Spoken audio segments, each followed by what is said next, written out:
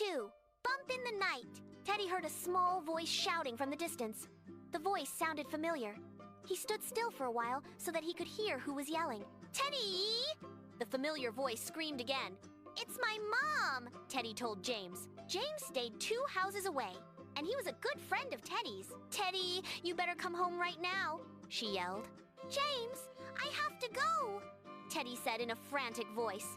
Then he ran home.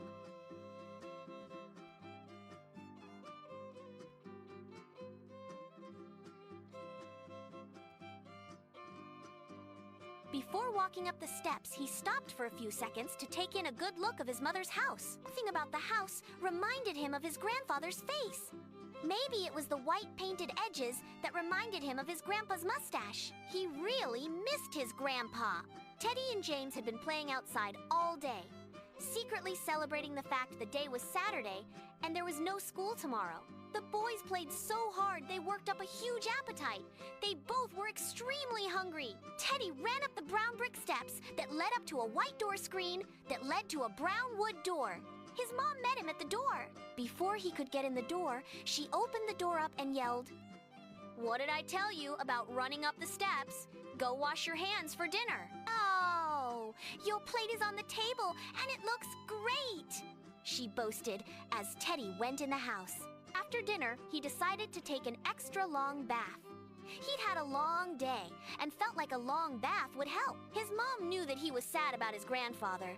So earlier that day, she decided on her lunch break she would surprise him with a brand new remote control boat. She thought maybe the toy would cheer him up a little, so before he went into the bathroom to take his bath, she gave Teddy his new toy. Yay! He slightly cheered, which was a great sound to his mom's ears.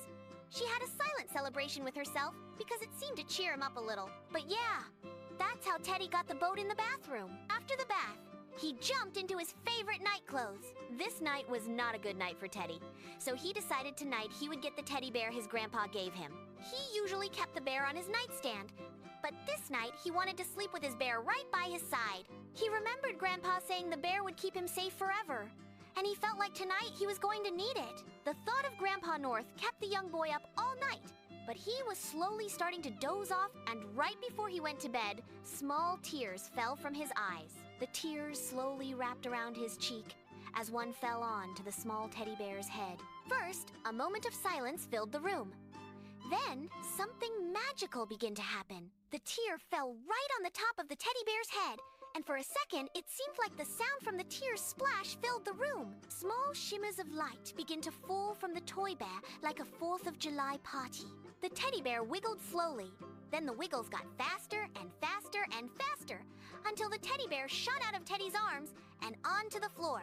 It sounded as if the bear gained weight in a matter of seconds. The teddy bear landed on the side of Teddy's bed, making a huge thud sound. The knock was so hard it scared Teddy out of his almost sleep state.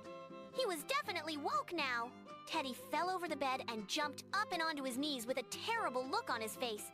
What was that? He thought to himself as he scanned the room trying to see what happened. I know I heard something, Teddy thought to himself. I know it. He ducked behind his bedside, hiding from whatever it could be on the other side. 10 minutes passed, and Teddy felt like he needed to take a look over the bed to see if the coast was clear. If it was clear, he could make a run for his mother's room. He took a deep breath before taking his back off of the bed, and then he turned quietly to face the bedside, trying to get his confidence up.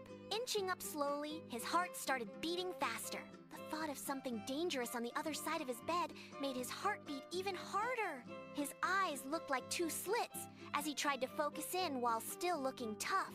He moved up as slow as he could, and before he could get all of his head over the bed, he dropped back down to the ground. He saw something, and whatever it was, it looked big. What in the world was that? He thought to himself as he slammed his knees to the ground in a crouching position. Teddy's heart was beating faster than ever, and he was sweating heavy. He knew he saw something, and it wasn't small. That thing looked like a huge grizzly bear. Was that a bear in my room? How could a bear sneak back here to my room? Teddy wondered. He had a million thoughts in his head. Thinking back, replaying what he saw, it kind of looked like a teddy bear. It kind of looked like the teddy bear Grandpa North gave me.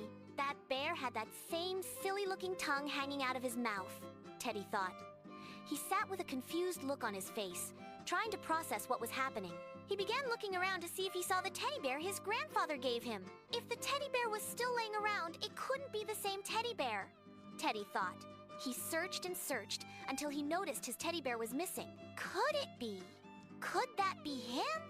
He began to feel dizzy from the surreal feeling like he was spinning on a merry-go-round with no brakes. At that moment, he remembered what his grandpa told him about the teddy bear being a real bear and that the bear was full of magic. He couldn't have been serious. Could it be? Could that be?